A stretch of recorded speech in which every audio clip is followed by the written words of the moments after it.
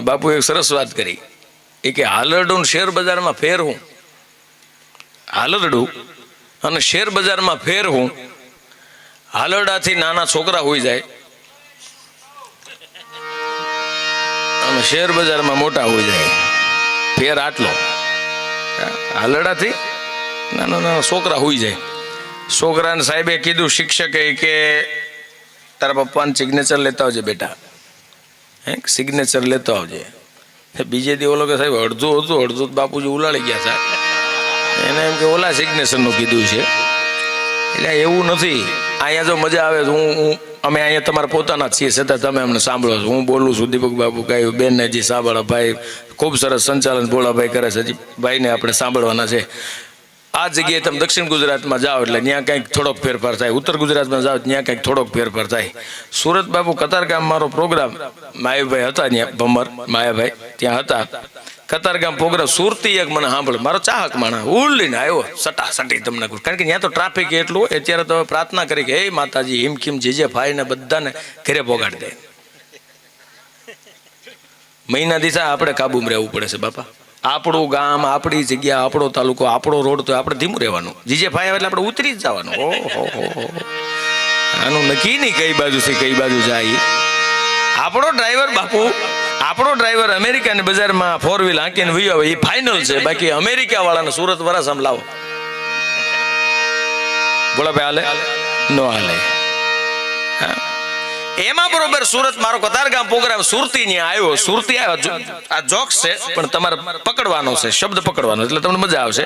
કારણ કે હું વાત મૂળ ઈ કરતો હતો કે આ બધી આપણી પરંપરા ડાયરા શું કામ મારે ન્યા વાત લઈ જઈને પછી મારી વાતને હું વિરામ આપીશ. કારણ કે ખુલ્લા વાતાવરણમાં બધા બેઠા છો, બધાના સમયને, તમારા સમયને લક્ષમાં લઈ, અમારા કલાકારોના સમયને લક્ષમાં લઈ. અમે તો તમારા પોતાના છીએ, પણ બેન દૂરથી આવે છે અને આપણે વધારે સાંભળવા જોઈએ અને ન્યાય મળવો જોઈએ. એ અમારી અહીંયા આયોજક તરીકે, ગરદણી તરીકે અમારી ફરજમાં આવે છે. ડાયરા શું કામ? ઘણા બધા ઓપ્શન છે દુનિયામાં, પણ અત્યારે મેં સર્વે કર્યું છે. અમારે ઘણીવાર સાહિત્યકારો સર્વે કરતા હોય છે, એમાંનું એક નાનકડી એવી એક સર્વે છે કે અત્યારે એક પણ ચેનલ ટીવી સામે તમે બેસો કે મોબાઈલમાં તમે ભલે ધાર્મિક જોતા હો, રામાયણ જોતા, તમે ભાગવત જોતા હશો, તમે મહાભારત જોતા હશો, ટીવીમાં હોય અથવા મોબાઈલમાં હોય, તો બાપુ ક્ષણિક વાર 2 મિનિટ માટે તમે જોતા સારું હશો તો એડવર્ટાઈઝ એવી આવે કે તમે પરિવાર સાથે બેસીને ન સાંભળી શકો, તમે ન જોઈ શકો, એકાદાને ઊભું થઈને આગા પાછું થવું પડે.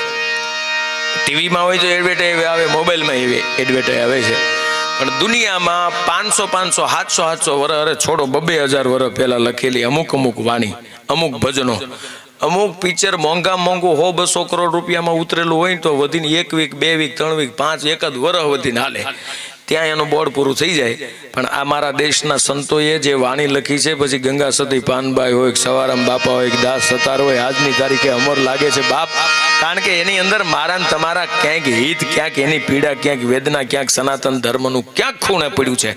એટલે જૂનું ન લાગે, પણ એક ડાયરો એવો છે કે આની અંદર સંપૂર્ણ મર્યાદાની અંદર ભાઈઓ બહેનો, બાપ દીકરી, ભાઈ બહેન, બાપ દીકરી, પતિ પત્ની સાથે બેસીને માણી શકે એવો આ ડાયરો છે. અને આવું લોટકું વરણ હોય ત્યારે અમે કલાકારો બધા ગોતીને અમુક વસ્તુ બોલતા હોઈએ છીએ. બાકી મારો વિષય સાહિત્યનો છે જ નહીં. લક્ષ્મણભાઈનો ફોન આવ્યો ત્યારે મને કે કામળિયા પરિવાર, મેં કીધું સાહિત્યનો બહુ વિષય નથી. તમે કહો સાહિત્યનો, આપણું દાંત કઢાવવાનો વિષય છે. દુનિયામાં દાંત કાઢો, હસો, મજા કરો, કાંઈ હોય તોય દાંત કાઢો, ન હોય તો દાંત જ કાઢો, આમથી આમ હૈસા કરો. હા, આમથી આમ દાંત કાઢશો ને તોય બીજાને ગમશું આપણે. પણ આપણે તકલીફ શું છે ખબર? આ બેનો 3 જગ્યાએ જ તે, અને આપણે અમુક જગ્યાએ જ દાંત કાઢી. કેમેરો સામે આવે એટલે આપણે નો દાંત હતા બે જાય. અને બેનો એક ફોટા વાળાનું, એક ટેલરનું અને એક બ્યુટી પાર્લર, 3નું જ માને, બીજા કોઈનું ન માને. અને આપણે કેમેરો સામે આવશે એટલે ગમે એને હમાડવા દીધો, એ ઓલા ઉતરે છે. ત્યાં તો આપણી માથે આવી ગયો હોય કેમેરો, લાઈવમાં ઓલા જોતા જ ભાઈ હમાનામાં થતા હતા તમે. પણ મૂળ વાત જે અહીંયાથી મારે કરવી છે, એ ભાઈ બરોબર આવ્યો પ્રોગ્રામ, મને કે ગમે એમ થાય એમ કે તમારે મારે ઘરે ચા પાણી કરો તો આવવું જ પડશે. એટલે મેં કીધું શું વાત કરે, મારે નીકળવું છે, તત્કાલ પહોંચવું. પણ નહીં, મને કે બોલો તમે મારા ગળાનું સમ છે, એમ કે આવવું પડશે ઘરે, કે ચલો.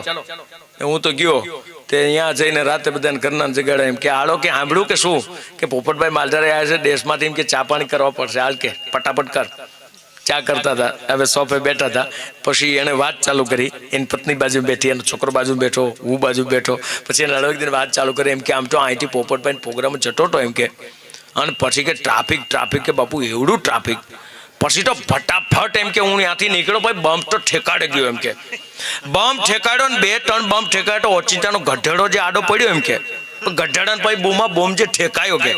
ત્યાં છોકરો હળવેક દિન બોલ્યો, પપ્પા વેકેશનમાં ક્યાં જશો? તેને મમ્મી બોલ્યા, શાંતિ રાખ, પેલા ગઢેડાની વાત પૂરી થવા દે. લાંબી વાતનો ફટાકડો છે, મોડો ફૂટશે. ઓલો ગઢેડાની વાત પૂરી કરતો તો એની ઘરવાળી કીધું આ ગઢેડાની વાત પૂરી થવા દે, એમ કહીને કહી દે. બોલો હે? પણ અહીંયા એવું નથી મારા બાપ. અહીંયા તો એ મારા તમારા જીવનના જે નાતા છે ને, ખાલી 12 મહિનામાં એક વખત બેન છે વીરાને રાખડી બાંધવા માટે આવે. અને પોતાના હાહરિયાની માલપા હોય, દુઃખના ડુંગરમાં છે એમ કહેવાય પડી ગયા હોય, અને પિયર તરફ આવવાનું વાત તો છોડો, ઈ તરફ ઓશીકું રાખીને હુવા ન દેતી હોય, અને પોતાના સાસરિયામાં હેલ ભરીને જાતે પગે ઠે આવે ને, તો બાપુ પિયરને યાદ કરીને દીકરી એટલું કીધે, ખમા મારા વીરને, ખમા મારા વીરને. પોતાના વીરને યાદ કરતી હોય.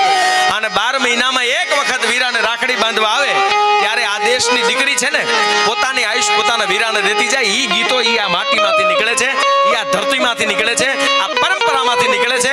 અને હજી એવા ગીતો અહીંયા સાક્ષી પૂરે છે કે પોતાના વીર માટે થઈ, પોતાના ભાઈ માટે થઈ અને દેશની દીકરી શું માગે છે? 2 પંક્તિ 2 કડીમાં. બેને લીધા છે વીરના એ વારણા, તમે જુગ જુગ જીવો મારા વીર રે. વીર તું ને ખમ્મા ખમ્મા રે, ખમ્મા ખમ્મા રે.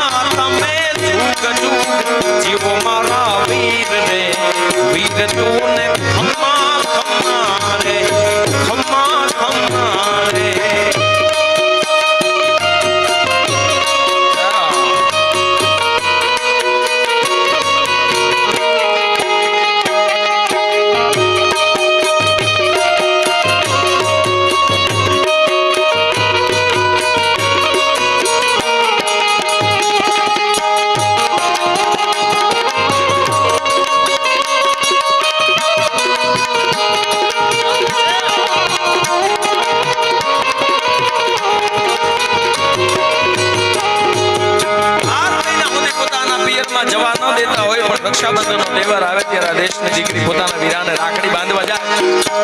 અને ઈ રાખડીના ધાગામાં પ્રાર્થના કરતી હોય, જેને માનતી હોય, હે મારા દ્વારકાના નાથ, હે દ્વારકાધીશ, મારા વીરાની રક્ષા કરજે. આપણું કોઈ જગ્યાએ ક્યાંય બેલેન્સ છે નહીં. તમારો કોઈ પરિવાર સુખી હોય, 15-20 જણા ભેગા રહેતા હોય, બધા ભાઈઓ ભેગા હોય, ભાઈઓના દીકરા ભેગા હોય, એવું નહીં સમજતા આપણી હોશિયારીથી હાલે.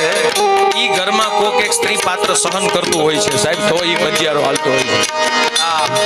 કારણ કે પોતે ભૂખ્યા રહીને બીજાને ખવડાવી દેવું ને, આ દેશની શક્તિ કરી શકે. શું કહે છે? બેને બાંધી છે વીરને એ રાખડી, તમે જુગ જુગ જીવો